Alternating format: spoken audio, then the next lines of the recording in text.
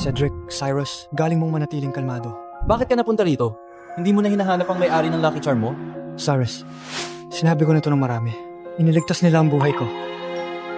Ang sinabi mo kanina, anong ibig mong sabihin?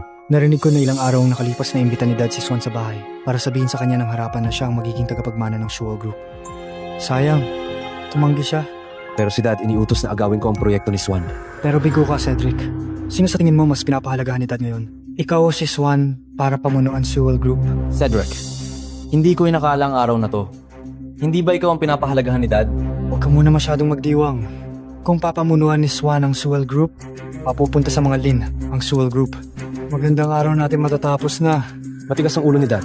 Walang makapigil sa kanya. Dapat nating sirain ng tuluyan si Swan at dapat na siyang mawala ng tuluyan sa paningin ni Dad. Tama si Cedric. Narinig ko na ang kumpanya ni Swan ay may kinuhang proyekto sa Steck Valley. Kung ikaw makakaagaw ng proyektong iyon mula sa kanya. Hindi ko inaasahan. Matalino ka pala. Ano ang silbi ng pagiging matalino? Pilay pa rin ako.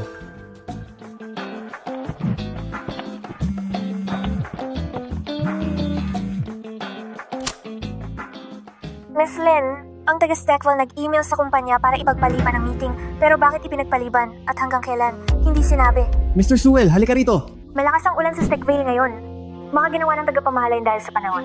Alam ko ang dahilan. Ano ginagawa ni Cedric dito? Hindi naman siguro aagawin na naman ang proyekto ko, di ba? Narinig ko na makikipagtulungan ka sa Lin Group ni Swan. Kilala mo si Miss Lynn? Siya? Siya ang Citadel's pinakasikat na umuusbong na negosyante. Tatangyan mo siya at makikipagtulungan sa Sewell Group. Hindi. Hindi ba inimbestigahan ni Cedric bago pumunta para makipag-usap? Pumirma ako ng kontrata kasama ang boss ng kumpanya. Nandito ako para pag-usapan detalye sa tagapamahala. Hindi ako pumayag. Pumayag ako. Siyempre, pumayag. Pagtutulungan sa pamilyang Sewell karangalan ng aming kumpanya. Kung malaman ng boss ko na may deal ako sa pamilyang Sewell, promosyon at pagtaas ng sahod, sobrang madali na lang. Yan ang ayos. Sinabi ko, hindi alam ni Zachary ang mabuti para sa kanya. Ang pagtutulungan sa Sewell Group ay pagpapala para sa kanila. Sige, deal na to. Sige. Anong deal? Sinong nagsabi na deal to? Ginong Swan, bakit nandito ka? Hindi ba sinabi kong ipagpaliban ang meeting ninyo? Umalis ka na. Ako na sa iba. Cedric, sinusubukan mong nakawin ulit ang proyekto ko? Nakalimutan mo ba ang aral? Aksidente lang ang nangyari. Nakita mo? Ito ang kapalit ng away mo sa akin. At sa pamilyang Sewell. Ginoong Presidente, pwede kang humarap at kausapin ako?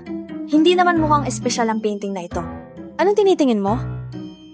Swan, kung gusto mo ang proyekto, okay lang. Basta. Teka, sasabihin ba niya ang linyang iyon? Hindi dapat. Matanda na si Cedric ngayon, hindi na siya dapat nasa face ng pagiging pasaway. Luhod. Patira pa at humingi ng paumanhin sa akin. Tunay nga masyado ko siya pinahalagahan. Luluhod ka at magsisisi sa akin, papalampasin ko na ang nakaraan. Sa'yo na ang proyekto. Bakit ba ako nandito? Ito pa ba ang tunay na mundo? Ano? Ayaw mo? Kailangan kong... Pasensya na, pwede bang hawakan likod ng ulo mo? Ano? Meron bang mahaba't manipis na tali ng buhok? Wala. Ano bang ibig mong sabihin? Bakit mo pinapanood mga tao? Akala mo taga-dinastiyang Qing ka? Saan mo nakuha basurang ito? Hindi kailangan mayamang pamilya na makatanggap siyang taon sa pilitang edukasyon. Sige, Swan. Nangangahas kapag tawanan ako. Huwag ka nang umasa sa proyektong Steck Valley. Yung proyekto? Nakausap ko na ang boss nila online at pumirma ng electronic contract. Punta ako dito ngayon para pag-usapan ng detalye ng proyekto. Tungkol sa project manager na yon. Ikaw mismo nagsabi project manager lang siya, hindi boss. Bukod, nilihim niya sa boss para makipag-ugnayan sa'yo nang palihim lumalabag sa kontrata. Naitala ko lang hindi sinasadya ipinadala sa boss niya. Baka tinanggal na siya. Kung mabuti siya, kunin mo siya sa kumpanya mo. Tsaka, nag-uusap kayo at magkasundo kayo. Swan. Nandito ako. President Sewell, sa susunod, pag-usapan ninyo ang partnership, siguraduhin mong alam mo kung sino ang boss. Kung hindi, sayang biyahe mo. Swan!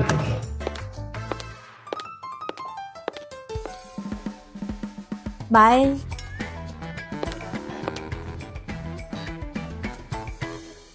Cindy, umuwi na ako. Umuwi ka na. Handa na pagkain. Bilis, maghugas kamay at kumain. Wow, ang daming masarap na pagkain. At may kasunod pa. Tada! Paborito mo sweet and sour ribs? Kain na. Tsaka, narinig ko sa empleyado mo ilang araw nakalipas si Master Sewell ng Sewell Group gustong manakasayaman ng pamilya. Bakit hindi ka pumayag? Hindi pwedeng pumayag. Hindi ito kasing simple ng pagkikita natin dati. At saka, walang magandang balak si Master Sewell pero wala akong pruweba. Totoo.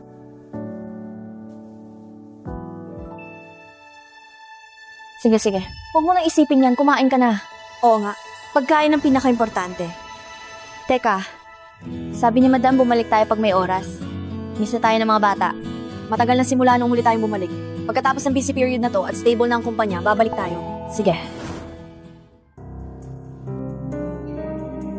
Hindi maganda pakiramdam ni Dad kaya nag-abroad para magpagaling.